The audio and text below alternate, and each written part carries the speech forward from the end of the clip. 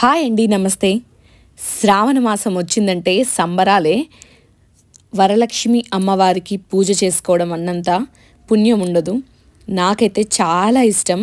నా కూతురు పుట్టినప్పుడు నేను అనుకున్నానమాట, ఈ సంవత్సరం నుంచి వరలక్ష్మి వ్రతం చేసుకుంటాను అని. ఆ సంవత్సరం నుంచి చేసుకోవడం అండి ఇది 4వసారి. మొదటిసారి నేను కాసు పెట్టలేదండి, నాకు పెద్దగా తెలియక. కానీ తర్వాత నుంచి ప్రతి సంవత్సరం అమ్మవారికి అయితే నేను కాసు పెడుతున్నానండి. ఇది 3వసారి అనమాట. లాస్ట్ ఇయర్ నేను 2 కాసులతో చేసిన నల్లపూసల దండ నేను ఇక్కడ చూపిస్తున్నాను. ఈ 2 కాసుల్లో ఒకటి 2వ సంవత్సరంది, ఇంకొకటి 3వ సంవత్సరందండి. ఈ మధ్యలో ఉన్న ముత్యం శ్రీరాముల వారి తలంబ్రాల ముత్యాలు ఉంటాయి కదా, భద్రాచలం నుంచి మా అక్కయ్య నాకు ఇచ్చిందండి. అలాగే దీంట్లో పగడాలు, నల్లపూసలు కూడా నేను యాడ్ చేసి ఇలా అమ్మవారికి అయితే నల్లపూసల దండ చేస్తుంటాను. ఈసారి ముత్యం నాకు లభించలేదండి, అందుకని నేను దీన్ని బయట పర్చేస్ చేశాను. అలాగే నేను లాస్ట్ టైం గోల్డ్ వీడియోలో చూపించాను, మానేపల్లి జ్యువెలర్స్లో నేను ఈ కాస్ట్ తీసుకున్నాను అని. దీని ప్రైస్తో సహా నేను అక్కడ మెన్షన్ చేశానండి. కావాలంటే ఒకసారి ఆ వీడియో కూడా చూడండి. మనము నల్లపూసల దండ మన చేత్తో కుచ్చుకుంటేనే ఆ సంతృప్తి బాగా ఉంటుందన్నమాట. ఇలా టంగూస్ దారంతో కానీ లేదా ఈ సింథటిక్ థ్రెడ్తో కానీ నల్లపూసల దండ కుచ్చుకోవచ్చండి. అమ్మవారికి ఎలా వేసినా కూడా చాలా బాగుంటుంది. ఇది నేను లాస్ట్ ఇయర్ కుచ్చిందనమాట. ఇప్పుడు అడిషనల్గా ఒక కాసు అలాగే ముత్యం కూడా దానికి కుచ్చి మళ్ళీ ఈ సంవత్సరం అమ్మవారికి వరలక్ష్మి వ్రతం రోజు వేస్తానండి.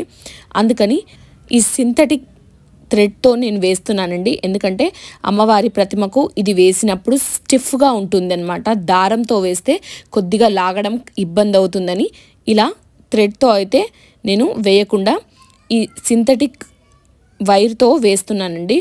దీనికి ఫస్ట్ నేను లాస్ట్ ఇయర్ ఉన్న చైన్ని, ఈ హుక్స్ ఉంటాయి కదా, అది కట్ చేసి సమాన కొలతతో నేను థ్రెడ్ తీసుకున్నానండి. కొద్దిగా ఎక్కువ తీసుకోవాలి, ఎందుకంటే మనం ముడి వేసి లాస్ట్గా అంచులు కాలుస్తాం కాబట్టి అక్కడ ఎక్కువ పడుతుంది. దాన్ని కట్ చేసి దీనికి కుచ్చిన తర్వాత నల్లపూసలన్నీ ఒకవైపు అన్నీ తీసి బయట పెట్టుకొని ఒక్కవైపు అన్నీ ఫస్ట్ కుచ్చేసానండి.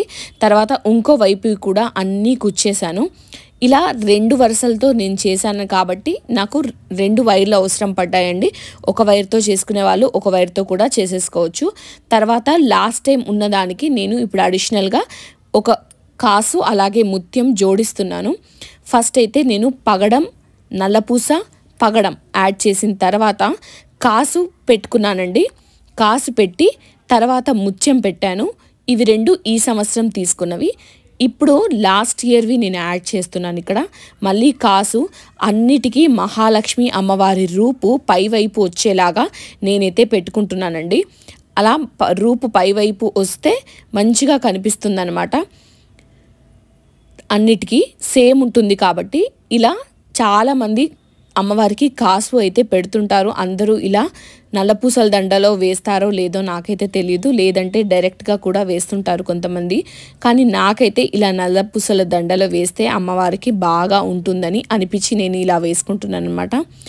అలా కాసు, ముత్యం, కాసు, ముత్యం, మళ్ళీ కాసు, తర్వాత పగడం, నల్లపూస, మళ్ళీ పగడం, తర్వాత మిగిలిన నల్లపూసలన్నిటినీ 2 వైపులా నేను కుచ్చేసానండి.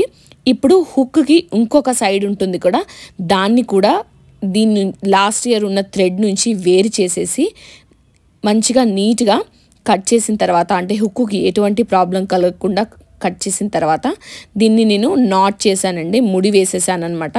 స్టిఫ్గా గట్టిగా పట్టుకుంటే పర్ఫెక్ట్గా ఉంటాయండి. తర్వాత ఈ అంచుల్ని ఇలా కొద్దిగా మనం వేడి చేసి క్యాండిల్తోనైనా అంటించేయచ్చు, లేదంటే అగ్గి పుల్లతోనైనా డైరెక్ట్గా అంటించేయచ్చు.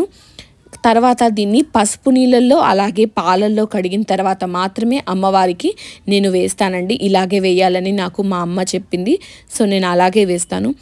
మీకు వీడియో నచ్చితే ప్లీజ్ లైక్ చేయండి, షేర్ చేయండి. Thanks for watching.